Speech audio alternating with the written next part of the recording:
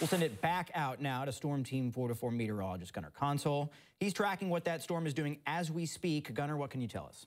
Yeah, so right now, having Hurricane Milton form now establishes a precedent that we haven't ever had before, and that is we have never had in history 3 hurricanes at the same time in the month of October. We got Milton, Kirk, and Leslie all in the Atlantic. Now, this is something that you typically would see maybe in August or September. That's not rare, but the fact that we have 3 active hurricanes in October is record-breaking.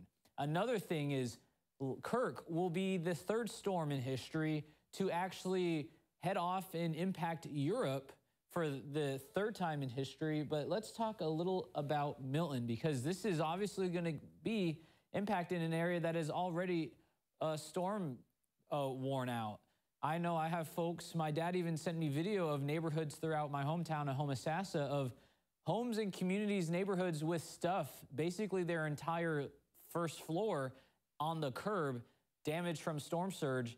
And there's concerns that things won't be cleared up. Storm surge could come in and toss all of that debris and just create an even worse hazard for the flooding. And that's happening all along the Florida coastline. And Milton is a Category 1 now, yes, but it is expected to intensify rapidly. The Gulf Coast, or the Gulf of Mexico, I should say, is the warmest it has ever been in the month of October on record. The 2nd warmest it's ever been in October was October of last year. So the Gulf just keeps getting warmer and warmer. And as a result, these hurricanes, once they form, they just rapidly intensify. It's expected to be a Category 4 by Tuesday. And it's expected to impact and interfere with a little wind shear, which could weaken it to a Category 3 by the time it makes landfall somewhere between Cedar Key and Marco Island in Florida. But here in the tri-state, Milton is actually going to help funnel in northeasterly winds, which are actually going to keep things a little bit cooler. It's similar to how Beryl and even Francine actually filtered in the coolest air we saw all August. So tropical systems can bring fall-like weather here to the tri-state. And that's already being experienced here. 60s, low humidity also filtering in. So it's going to feel pretty cool and crisp by tomorrow morning. Now, it needs no introduction. We all know that Fall Festival is tomorrow. Halloween's in 25 days. And it's going to be feeling a lot like October as we head towards tomorrow.